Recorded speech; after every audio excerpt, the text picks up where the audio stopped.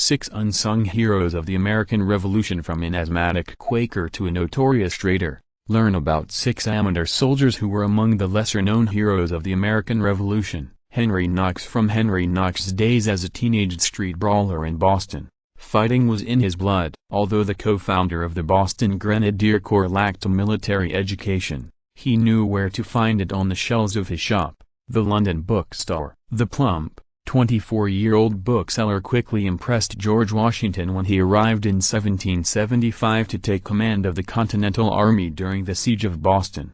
Knox was really responsible for the Patriots' first victory when they forced the British out of Boston. According to Jack Kelly, author of the new book O Band of Giants, the amateur soldiers who won America's independence.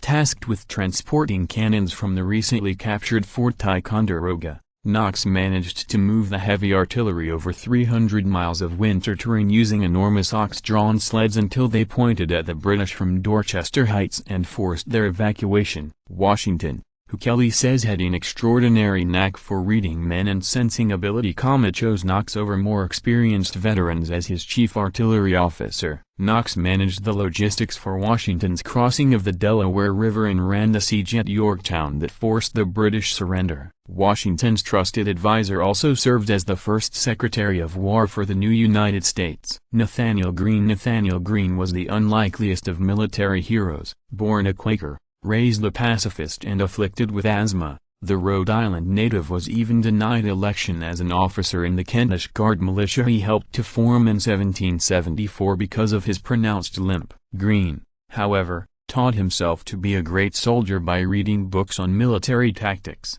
leadership and fortifications that he purchased from Knox on trips to Boston and caught Washington's eye.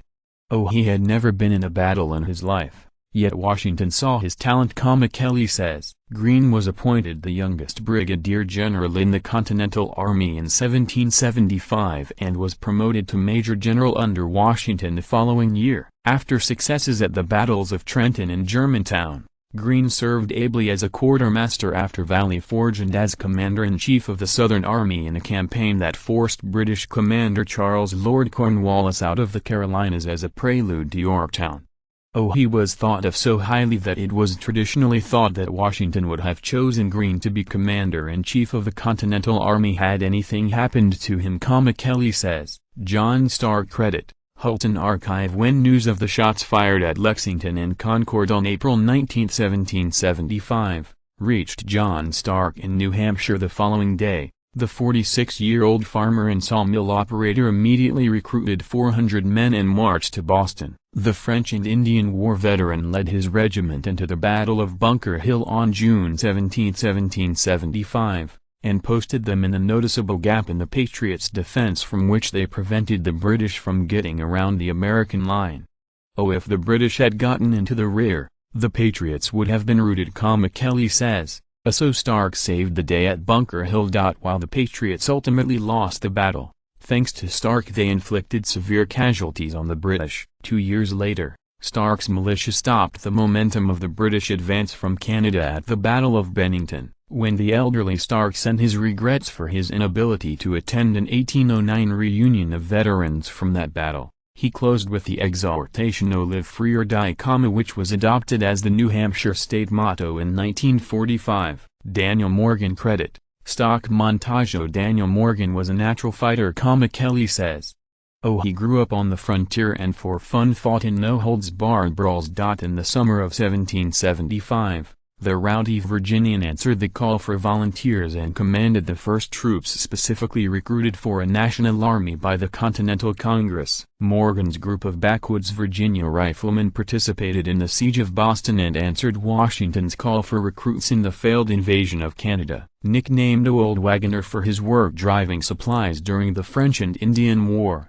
Morgan spent a year as a prisoner of war after being captured at Quebec in December 1775. Receiving the rank of colonel after his release, Morgan fought at the Battle of Saratoga in 1777. 3 years later, he was promoted to brigadier general and given command of Light Infantry Corps during the Southern Campaign. His most memorable victory came on January 17, 1781 with a stunning triumph at the Battle of Cowpens in South Carolina. Anthony Wayne credit, Stock montage. Anthony Wayne's schoolmaster said he would never become a scholar, Kelly says, but he thought perhaps he could become a soldier because of how he organized all the schoolboys in mock battles and attacks. The schoolmaster proved prescient. Wayne raised a militia unit at the start of the Revolution, and his Pennsylvania regiment participated in the failed invasion of Canada. In 1777, he led his men against the British at Brandywine and Germantown near his boyhood home before spending the winter at Valley Forge. In 1779, Washington ordered Wayne to storm the seemingly impregnable cliffside fortifications held by the British at Stony Point,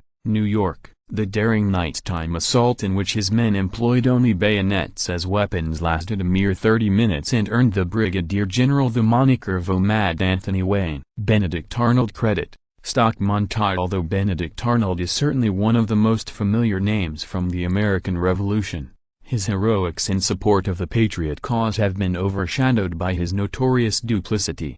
He's not unsung in terms of his reputation, but as a hero he has little regard because of his treason, Kelly says. Before he became one of the country's worst traitors, he was one of its most successful leaders. Just days after the battles at Lexington and Concord in 1775, the Connecticut merchant embarked on an expedition to seize Fort Ticonderoga, which he accomplished with the aid of Ethan Allen's Green Mountain Boys. Arnold led an unsuccessful assault on Quebec City later in the year. Although his forces were defeated at the Battle of Valcour Island on Lake Champlain in 1776, Arnold delayed the British long enough to save the American cause. He also played a pivotal role in the 1777 Battle of Saratoga, which Kelly calls the biggest victory of the war. While Arnold was considered a hero up to that point of the war, he didn't feel adequately compensated for it. In 1780 he agreed to surrender the strategic fort at West Point to the enemy for a bribe of £20,000 and a British Army command. When the plot was discovered, Arnold fled to Britain to be forever branded a traitor in his homeland.